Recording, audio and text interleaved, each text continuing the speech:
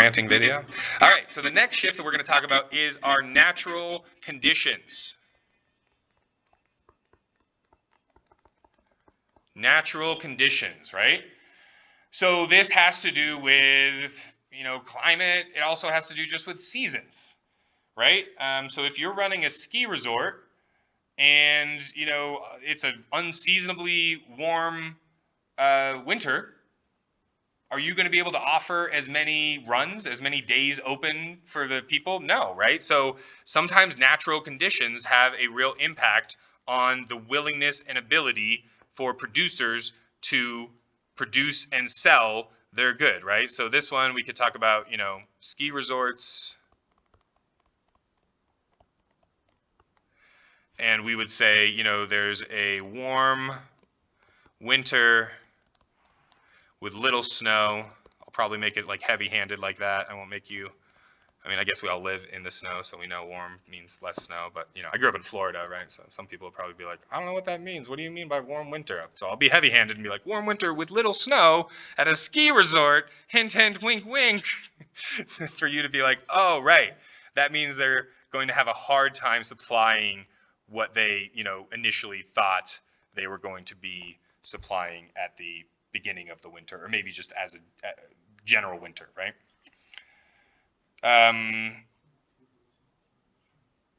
So I'm trying to think of some other things like this. None are coming to mind. Let's just move on. So this third one is going to be our technology. And this one is, for the most part, pretty straightforward, right? It's very, very rare to see a prompt that talks about a technological, like what would it even be? Forgetting? You know what I mean? Like how do we go backwards in technological progress, right? So for the most part, these supply shifts are like one way, right? Like we're talking about, we'll say something like, this is the initial supply for, let's say drones, right? Commercial drones. And, there's new technology and new, there's an increase in the robots efficiency. So actually automation will probably come into this part. So technology, so another quick rant, when we're talking about economics, the default model that we have is that our output is equal to A times like our labor times our capital. And this A thing is like our technological modifier. So there's like a certain amount of labor to the third, capital to the 2/3, and then it's times A. And so A is kind of we could call it like our scalar variable for economic output. So if we had some sort of, new material that made it cheaper and lighter, new robot efficiency, whatever the case may be, right? New technology makes it cheaper to produce drones. Therefore, the new supply curve for the drone company is going to be to the right.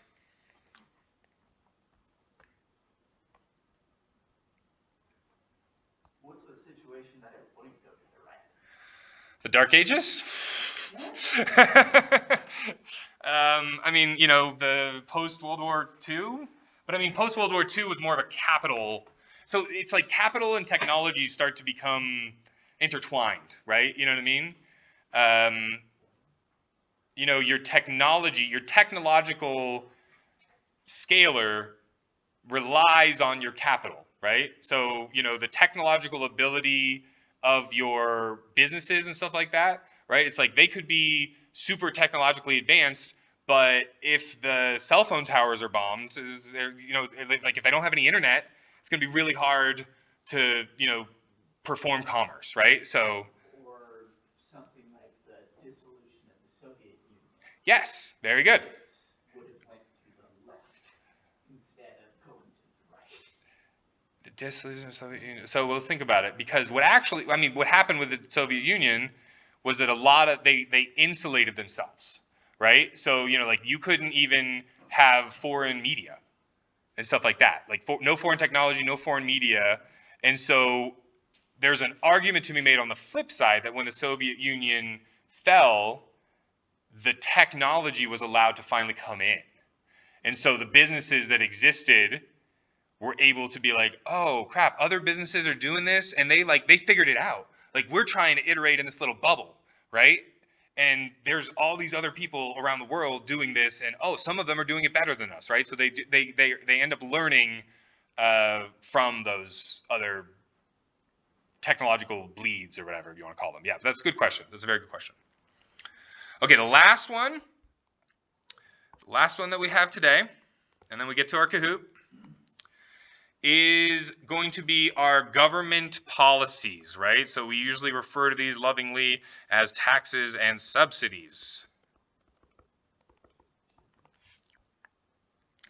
And sometimes you are going to see taxes and subsidies on both sides, on the supply and demand side, especially for this level of class. This is like a gen ed, non-business major specialist class. It's confusing enough. We don't need to have, factors that shift both the supply and the demand, right? So we are just going to have taxes and subsidies shifting the supply. And so we're going to assume, again, very simplified models that we have here. We're going to assume, let's say the, production of electricity, not electricity, although that'd be cool. So the production of electricity, right? This has been happening internationally, not here, but in Europe and stuff like that. They've been introducing a bunch of windfall taxes to a lot of their energy companies, because with the war in Ukraine and stuff like that, and the increase in the natural gas price, right, with Russia throttling their supply of it, there has been, record-breaking profits by the electric industries and stuff like that, right? The electricity providing industries there.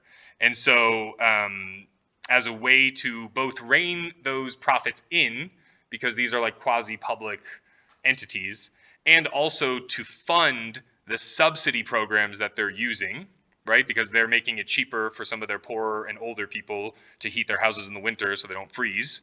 So in order to pay for those subsidies, they tax, and this is not a great example because I'm using both words, so I apologize, but in order to pay for something, they're going to tax the producers of the electricity, right? So it's, introduction of new, what's called a windfall tax on energy producers. And honestly, I would be kind of pissed if I was an energy producer, because it's like, what is this windfall tax? You made that word up. It's a discretionary tax you're just putting on me out of nowhere. Like, why you gotta make it some sort of stupid jargon, like windfall tax? Like, you're not using this for wind turbines or anything. It doesn't make any sense. Yeah, exactly. And so that's going to shift. So anytime there's a new tax, right? Anytime taxes increase, that's going to cause supply to shift downwards or to the left.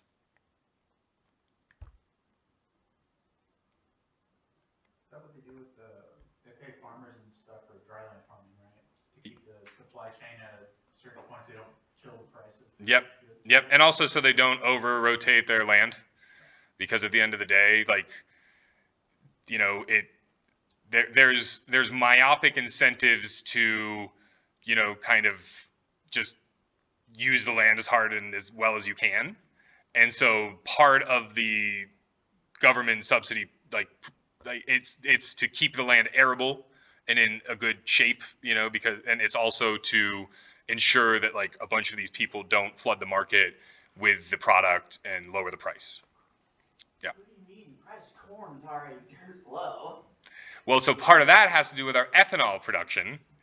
And so that has to do with what we call regulatory capture, which is the fact that, we create these regulatory industries to help with these things. And sometimes those regulatory industries end up serving the corporate interests rather than actually curbing them, or whatever the case may be.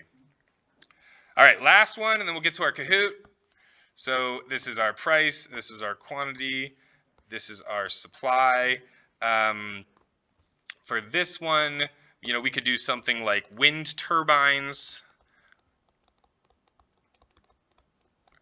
the government, the Green New Deal or whatever, right? The government comes in and they say, we're going to give, new subsidies for producers of wind turbines. Well, new subsidies essentially means cheaper costs, right? They're getting paid some extra money for every wind turbine they produce. So this is going to translate into a lower total cost, which is going to translate into a higher supply curve, a shift to the right of the supply curve, just like when we had the cost of labor going down, shifting the supply curve.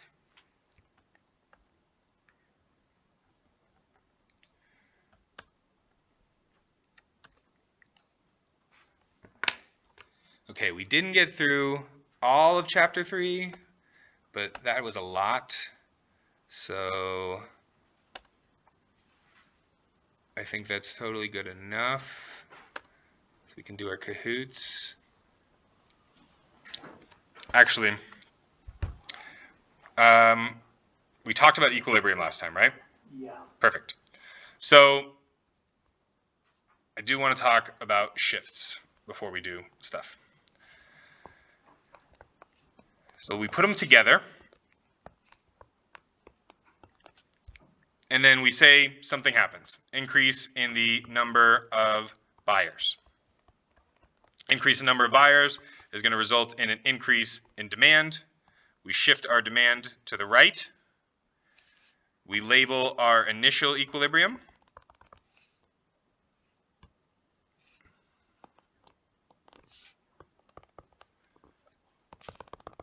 We label our new equilibrium. I guess we should put stars since they're equilibrium. The other way that you could do this is, which is probably the better way, this would be P star, Q star, and then this is P double star, and this is Q double star. And then sometimes I put little arrows just to make it clear to myself that as a result of this increase in demand, I had an increase in the price and an increase in the quantity that I expect to sell. Yeah, we didn't get to the dynamics of equilibrium, but I will start the video about those dynamics. That's what I'll start the video when we talk. The video for next week. I can't talk anymore.